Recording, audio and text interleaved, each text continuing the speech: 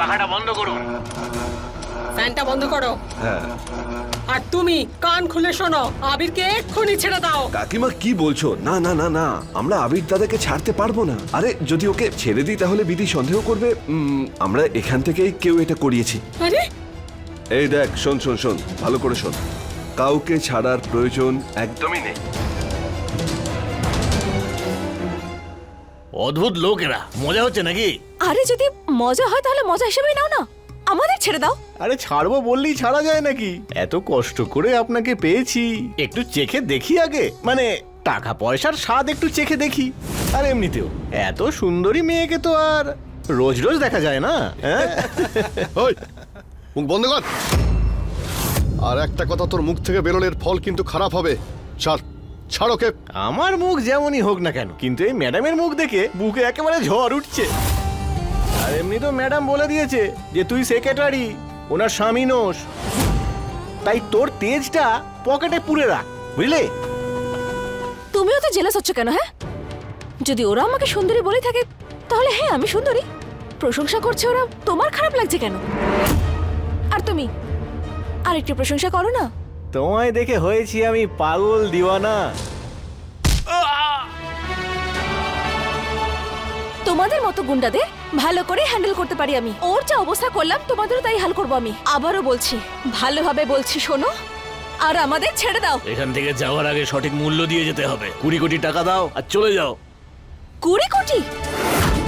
মাত্র এইটুকু? আমি কি জানতে পারি এত টাকা নেওয়ার কারণ কি? নিশ্চয়ই তোমাদের খুবই লোকসান হয়েছে, তাই না? তবে আমি কি জানতে পারি তোমরা এই কাজ কতদিন ধরে করছো? 20 বছর ধরে। 20 বছর ধরে? বোঝো, আর বুদ্ধি 20 টাকারও নেই। আমি বললাম না যে সমস্ত টাকা আমার কাছ থেকে পেয়ে যাবে।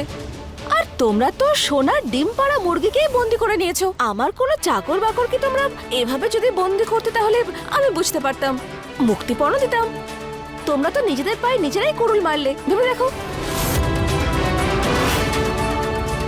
দেখো, আমি তোমাদের সাহায্য করতে পারি। একটা কাজ করো না, আমাকে ফোনটা দিয়ে দাও। আমি আমার ম্যানেজারকে ফোন করে তোমাদের জন্য টাকার ব্যবস্থা করি। দাও। ঠিক আছে, আমি ফোনটা তোমাকে নয় তোমার সেক্রেটারিকে দেবো। এই ছাড় তো ওকে।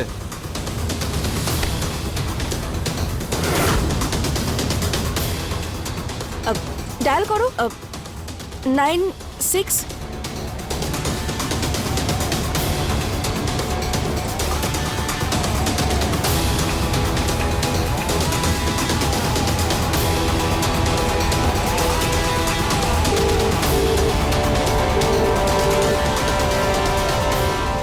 ওই ফোনটা স্পিকারে দে।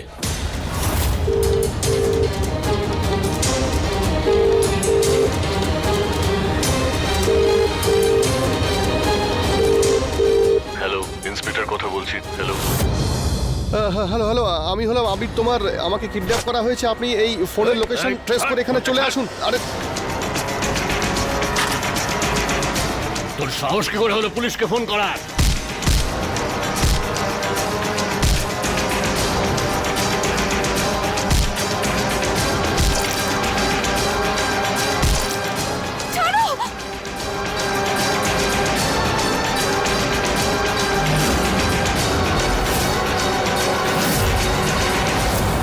কাকা বাবু, আজকে আমি প্রথমবার আমার বেবির জন্য শপিং করেছি।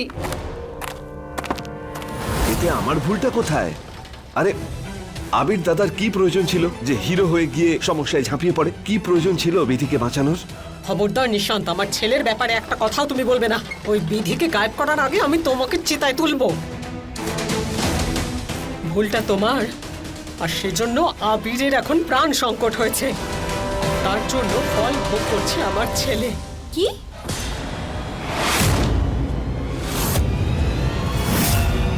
আবিরের প্রাণ সংকটে?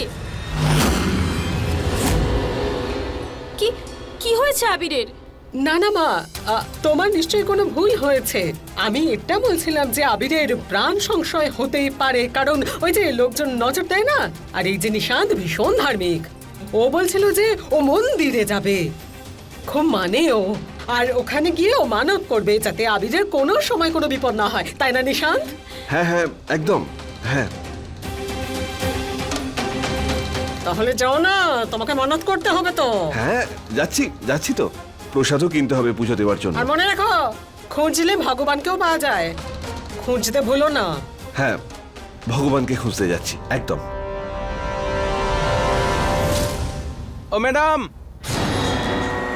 ও ম্যাডাম, ও আমার ম্যাডাম কোথায়? ওনার ফোনটা খুঁজে পাচ্ছি না, ম্যাডামকেও পাচ্ছি না। আর ওই সেক্রেটারি, ওনাকে ফোন করেছিলাম, উনি ফোন রিসিভ করেছিলেন। কি জানো নাম ওনার? আবির। হ্যাঁ, উনিও ফোন রিসিভ করে উধাও।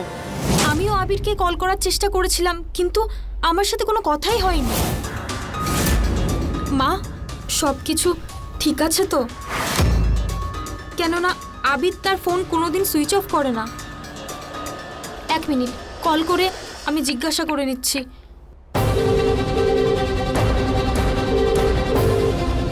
না না, সব ঠিক আছে। উনি আমার ফোনটা রিসিভ করছেন না।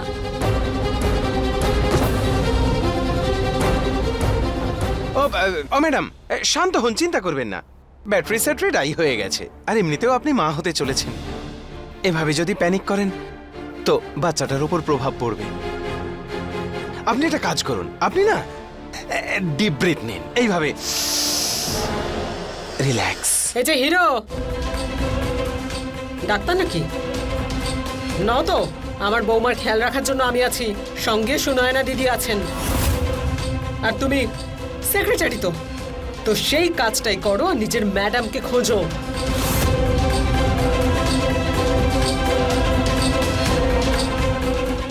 ঠিক আছে, আমি ম্যাডামকে খুঁজতে যাচ্ছি।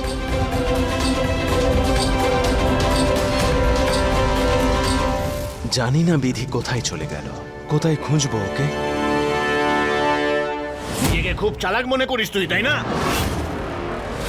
এবার দেখ কিভাবে তোদেরকে শেষ করি আমি। তোর চোখের সামনেই মেয়েটাকে শেষ করে ফেলবো। মার ওকে।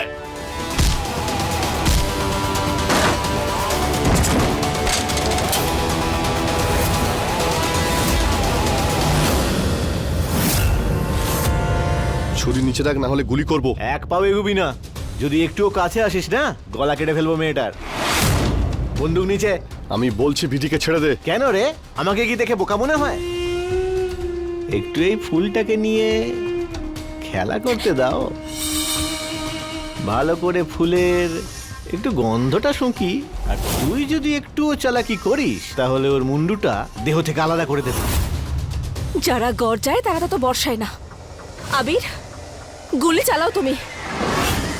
ওদের এই হুমকিতে একদম ভয় পেও না, তুমি শুধু গুলি চালাও। দাঁড়িয়ে দাঁড়িয়ে কি দেখছো? চালাও গুলি।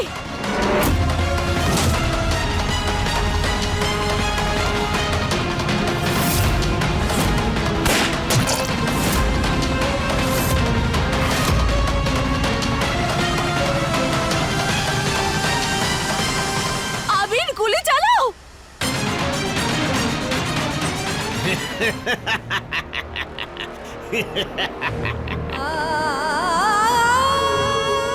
দাঁড়িয়ে দাঁড়িয়ে কি দেখছো? গুলি চালাও, চালাও গুলি।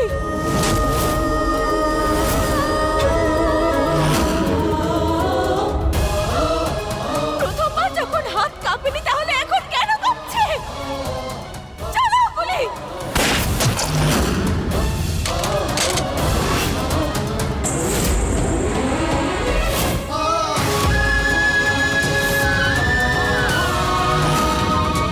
আবির, কি করছো নাকি তুমি? আবির,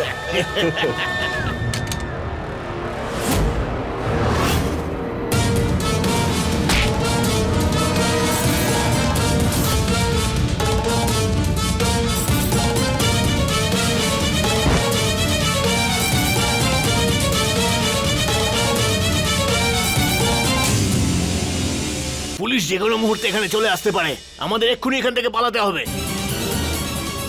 কিন্তু তার আগে এই মেয়েটার একটা কোনো ব্যবস্থা করতে হবে। আমাকে গুলি করে মারবে বলছিল, তাই না? শাস্তি ওকে পেতেই হবে। নিয়ে গিয়ে ওকে ঘরে বন্ধ করে রাখ, আর তারপরে মোটা দড়ি নিয়ে আয়। ওর ফাঁসির ব্যবস্থা করতে হবে। ওর জীবনের আজকেই শেষ দিন।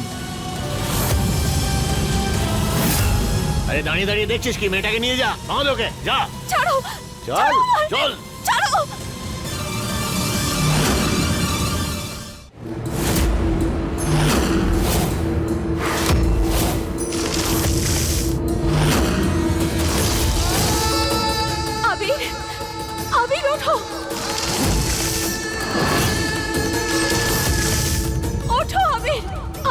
বাঁচাও আমার, আর একবার মরতে দিও না।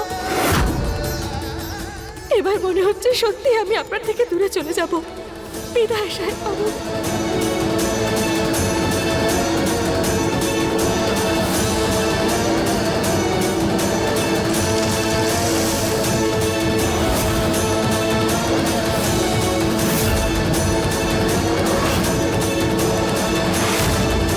বিধি বিধি বিধি